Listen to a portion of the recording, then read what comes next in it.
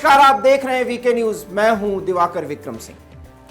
कर्नाटक और राजस्थान की बदौलत 2024 के लोकसभा चुनाव में कांग्रेस ज्यादा से ज्यादा लोकसभा सीटें हासिल करने का सपना पाले हुए है, क्योंकि राजस्थान में अशोक गहलोत की बदौलत और कर्नाटक में डीके शिवकुमार की बदौलत और उनके राजनीति और जाति का जो गुणागणित है जो उनके द्वारा अभी तक किया गया है, उसकी बदौलत बड़े सफलता की उम्मीद है।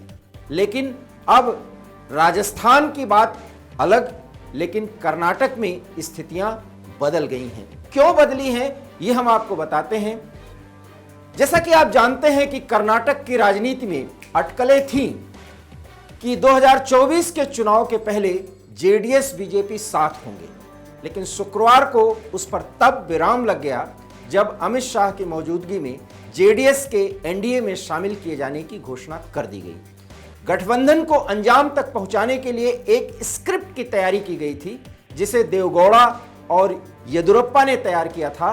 इसके लिए कुछ कारक जिम्मेदार हैं जो हम आपको बताते हैं। दरअसल मई 2023 में कर्नाटक विधानसभा चुनाव के नतीजे आए, जिसमें कांग्रेस को पूर्ण बहुमत मिला। बीजेपी के साथ साथ जेडीएस भी चुनाव में बुरी तरह पराजित हुई। इसके बाद दोनों पार्टियों में उथल पुथल का दौर जारी रहा। इसी बीच जुलाई 2023 में एचडी देवगौड़ा ने गठबंधन पर फैसला लेने के लिए अपने बेटे एचडी कुमारस्वामी को अधिकृत किया। देवगौड़ा कांग्रेस के उस एक्शन से नाराज थे जिसके तहत उन्हें बेंगलुरु में इंडिया गठबंधन की बैठक में नहीं बुलाया गया था। देवगौड़ा ने उस वक्त प्रेस कॉन्फ्रेंस कर कांग्रेस पर निशाना भी साधा था। देवगौड़ा ने कहा था कि नीतीश कुमार मुझे इंडिया की मीटिंग में बुलाना चाहते थे, लेकिन कांग्रेस ने इसका विरोध किया। तब नाराज देवगौड़ा ने अकेले चुनाव लड़ने की बात कही थी, लेकिन स्थितियां बदली। उधर गठबंधन पर देवगौड़ा से फ्री हैंड मिलने के बाद उनके बेटे एचडी कुमारस्वामी ने अपने आवास पर सभी बड़े नेताओं की मीटिंग बुलाई, जिसमें देवगौड़ा और सीएम इब्राहिम भी शामिल थे। उस मीटिंग में 19 विधायक 7 एमएलसी शामिल हुए थे। बैठक में कुमारस्वामी ने सभी नेताओं से बीजेपी के साथ जाने पर सुझाव मांगा, जिसमें अधिकांश नेता बीजेपी के साथ जाने पर सहमत हुए थे। इसके बाद कुमारस्वामी ने केरल में बीजेपी के साथ मिलकर चुनाव लड़ने की घोषणा की। इसके बाद कुमारस्वामी गठबंधन पर बातचीत के लिए दिल्ली आए। बीजेपी हाईकमान ने जेडीएस और बीजेपी गठबंधन रूपरेखा तय करने की जिम्मेदारी गोवा के मुख्यमंत्री प्रमोद सावंत को दे दी। सावंत के मुताबिक पहले वो एचडी देवगौड़ा से मिले और फिर वहां से सहमति मिलने के बाद आगे की रणनीति पर काम करना शुरू किया। 8 सितंबर को बीएस येदियुरप्पा ने पहली बार इस गठबंधन की घोषणा की। येदियुरप्पा ने घोषणा में जेडीएस के 4 सीटों पर लड़ने की बात कही थी। घोषणा से पहले येदियुरप्पा के आवास पर विधायकों की एक बैठक बुलाई गई थी। हालांकि मीटिंग का एजेंडा सामने नहीं आ पाया था। वीएस येदियुरप्पा ने 11 सितंबर 2023 को एचडी कुमारस्वामी से मुलाकात भी की। यहां बातचीत फाइनल होने के बाद कुमारस्वामी दिल्ली आए, जहां सीधे अमित शाह से उनकी मुलाकात हुई और इसके बाद जेडीएस और भाजपा की राहें एक हो गई। इसका असर कांग्रेस पर पड़ेगा, क्योंकि कर्नाटक विधानसभा चुनाव के बाद लोकसभा के लिए कांग्रेस ने 20 सीटें जीतने का लक्ष्य रखा है। कांग्रेस अध्यक्ष डीके शिवकुमार ने कार्यकर्ताओं से कहा है कि 20 सांसद जिताकर इस बार दिल्ली भेजना है। कर्नाटक में लोकसभा की कुल 28 सीटें हैं और पिछली बार 25 सीट बीजेपी ने जीत ली थी। कांग्रेस को सिर्फ 1 सीट पर जीत मिली थी। 2019 में कांग्रेस और जेडीएस ने मिलकर चुनाव लड़ा था। कांग्रेस ने 21 और जेडीएस ने 7 सीटों पर उम्मीदवार उतारे थे। अभी कांग्रेस सिर्फ सर्वोदय पार्टी के साथ गठबंधन में है। पार्टी को सीपीआई ने बिना शर्त समर्थन दिया हुआ है। पार्टी को मजबूत करने के लिए कांग्रेस ने घर वापसी का अभियान भी शुरू किया है। इसके तहत पुराने कांग्रेसी को पार्टी में वापस कैसे किया जाए, उनको शामिल किया जाए, इस पर विमर्श चल रहा है, कोशिशें चल रही हैं। दिल्ली फतह के लिए कांग्रेस ने सितंबर के शुरुआत में ही कर्नाटक में पहला कैंपेन लॉन्च कर दिया है। सबसे बड़ा सवाल यही है कि जेडीएस और बीजेपी के गठबंधन से कांग्रेस को कितना नुकसान होगा। आइए इसको हम विस्तार से आपको समझाते हैं। कर्नाटक चुनाव के आंकड़े को देखा जाए तो राज्य में जेडीएस के पास करीब 15% वोट है। 2023 के विधानसभा चुनाव में जेडीएस को 19 सीट और 13.29% वोट मिले थे। हासन, मैसूरू, तुमकुर और कोलार में पार्टी ने बीजेपी के मुकाबले बढ़िया परफॉर्मेंस किया था। जेडीएस की वजह से करीब 20-25 सीटों पर बीजेपी चुनाव हार गई थी। यानी विधानसभा चुनाव में दोनों साथ रहते तो विधानसभा का समीकरण और कुछ होता।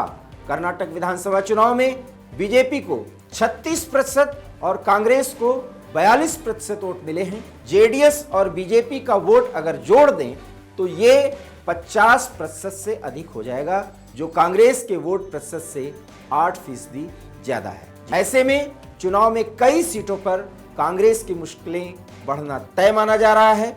2019 में कांग्रेस के साथ मिलकर जेडीएस ने लोकसभा का चुनाव लड़ा था। उस चुनाव में पार्टी ने बीजापुर, उत्तर कन्नड़, शिमोगा, हासन, उडुपी, चिकमंगलूर, तुमकुर, मांड्या सीट पर प्रत्याशी खड़े किए थे। जेडीएस तो 5 में से सिर्फ 1 सीट हासन पर जीत उसको मिली थी। इस सीट से एचडी रेवन्ना के पोते प्रांजल रेवन्ना चुनाव जीतने में कामयाब हुए थे। हालांकि 6 सीटों पर पार्टी ने कड़ी टक्कर दी थी। 4 सीटों पर हार का मार्जिन काफी कम था। तुमकुर सीट पर एचडी देवगौड़ा सिर्फ 13,000 वोटों से चुनाव हारे। मांड्या से निखिल स्वामी को 1 लाख वोटों से हार मिली। विधानसभा चुनाव में भी इन इलाकों में पार्टी का परफॉर्मेंस बेहतर रहा है। जेडीएस सूत्रों के हवाले से अब जो जानकारी मिल रही है उसके मुताबिक पार्टी गठबंधन में कम से कम 5 सीटें लड़ना चाहती है, जिस पर लगभग सहमति बन गई है। जेडीएस ने तुमकुर, हासन, मांड्या, चिकमंगलूर और बेंगलुरु ग्रामीण सीट पर दावा ठोका है। सवर्ण और नान कुरबा ओबीसी वोट वहां पे नहीं बटेगा। सीएसडीएस लोकनीति के मुताबिक कर्नाटक चुनाव में सवर्ण वोट इस बार बढ़ गए। बीजेपी को इस समुदाय के सबसे अधिक 60%, कांग्रेस को 22% और जेडीएस को 14% वोट मिले। इसी तरह नान कुरबा ओबीसी वोट भी बीजेपी को 27%, जेडीएस को 17% और कांग्रेस को 34% वोट मिले। जेडीएस को वोक्कालिंगा भी 17% वोट दे चुके थे। देवगौड़ा वोक्कालिंगा समुदाय से आते हैं।